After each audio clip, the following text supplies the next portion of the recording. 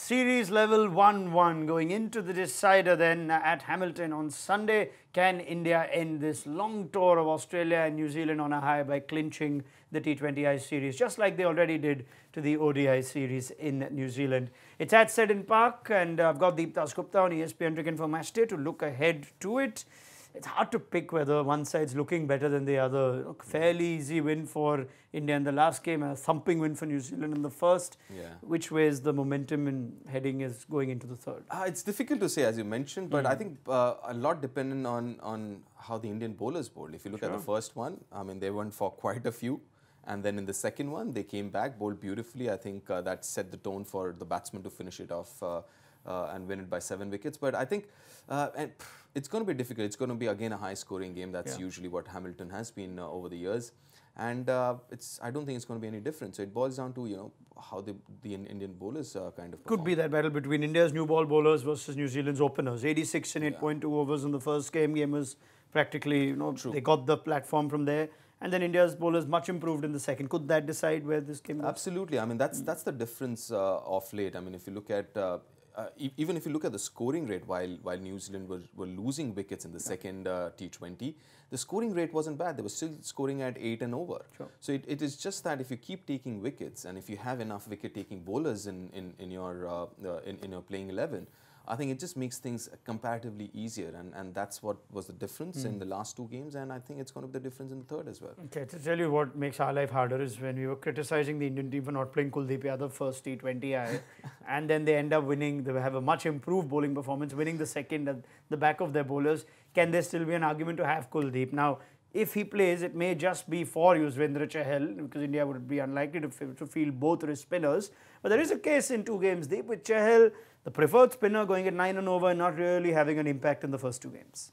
Yeah, true. I mean, you can obviously argue whether play Kuldeep or him, but also the fact that if you look at the ground sizes, and I mean, Kuldeep, who's naturally a little slower in the air. And the thing with smaller grounds is even if you kind of bamboozle the batsman, but you still, the batsman gets away with sixes on edges as well, off edges. So I just have a feeling that would be one of the reasons why they've kind of protected, if I may say so, Kuldeep from these smaller grounds and the issues that these grounds have. And would you play him though? Would you play him third game decider? Chahal not quite as impactful. I wouldn't. Even though I don't agree with the playing 11, I think India is still playing with a batsman extra and a bowler short, because that's what I felt after the first game, and I still feel the same. Even though India has won the second one, I still think someone like Bhuvneshwar batting at number 9, that means you're playing too many batsmen. Bhuvneshwar at number 8 is fine, and that's, I mean, I'm gonna how I see it is I'm gonna put a marker on that and say, listen, Bhuvneshwar at 8. Before that, batsmen, people who can bat, and an all-rounder. But after that, has to be all bowlers. After that has to be all you play an extra seamer, either Siraj or Kaul. Yes. But you're not sure who they can bench from the batting either. Yeah, it is difficult because if they're you look trying at Vijay Shankar. Clearly, they want to use him as a batsman. Absolutely, and now the big question is, if you look at that middle order, predominantly all of them most of them would feature in your World Cup plans as well. So who do you kind of drop? So that's the big question. You want to drop someone or give somebody a longer rope and say, listen, you get some game time before the World Cup as well.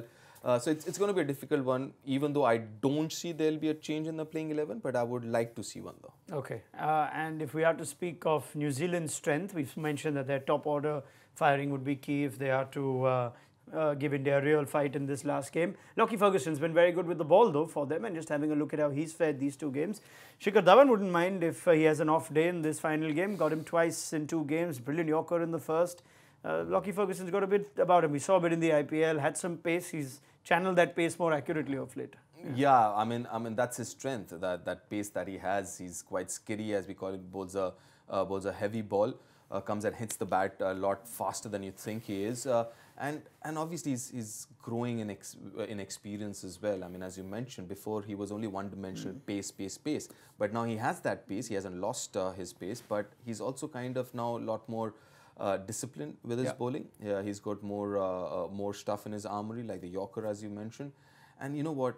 If you have pace, that makes a huge difference. If you have the ability of bowl over 140 consistently, around 145, I mean, that is going to be different. It's irrespective how small the ground is, how good the surface is for batting, you're still going to pose trouble. And Seddon Park is known to be good for batting. If we just have a look at the average numbers as well as the record for New Zealand at the ground, they won 6 out of 8, so they'll take confidence going into this final game. Will Kane Williamson's side, and we also have a look at just how pace and spin tend to fare at Seddon Park. A good high average score as well. 185 is what the average score is in the last 5 T20Is batting first, though chasing teams have also won 3 out of 5, so it's a good ground for batting. 36 the average for pace, 58 the average for spin. Would that play into India's calculations and suggest that maybe an extra pacer might be in order? I mean, there is a reason why you have those numbers. You have those numbers because, as we were talking about, comparatively smaller grounds and better surfaces to bat on. And obviously, you look at those numbers and also the facts that are there in front of you. So I think that would make a strong case, even if you want to make a change. And get an extra bowler in, you might as well look at a faster bowler than someone like Kuldeep. Yeah, the tough call will be now, keeping in mind the series, it's a series to be won, and the fact that you want to try out this little World Cup audition that's going on. Do you bench Vijay Shankar? Do you bench Dinesh Karthik? Do you bench Rishabh Pant? Give MS Dhoni a rest, or give maybe Shikhar Dhawan a rest and try someone else up top? If you are to leave one batsman out, and if you had to make that call, who would you leave out? How I see it is, like I mentioned before, I don't think there'll be a change. But if there is one, if you want to play that extra seamer that you think India needed that bowler, I would. It'll be a little unfortunate, but I would, and also unfair. I would look at Dinesh Karthik because again, Vijay Shankar is someone who's growing into that position, and you want to give him that confidence. The more he plays, the more he's convincing everyone about his abilities, and I want him to continue. As far as Dinesh, you know what DK has to offer, irrespective of he misses out a game or not. You won't feel that kind of a difference in his performances. So I would, if I have to make that change, I would look at Dinesh Karthik. All right, India, New Zealand, Deep, going into this? Oh, tough one. Ideally, I would be sitting on the fence, but it hurts, so I'm going to go India's way. All right, many thanks, Deep Dasgupta. They've had a good T20I record of late. Maybe that just about tilts it in India's favour, but New Zealand were excellent in the first game. Don't be surprised if that New Zealand turns up at Seddon Park on Sunday. Don't forget to like, share, subscribe, and leave your comments in the comment section below. Click on the bell icon for notifications.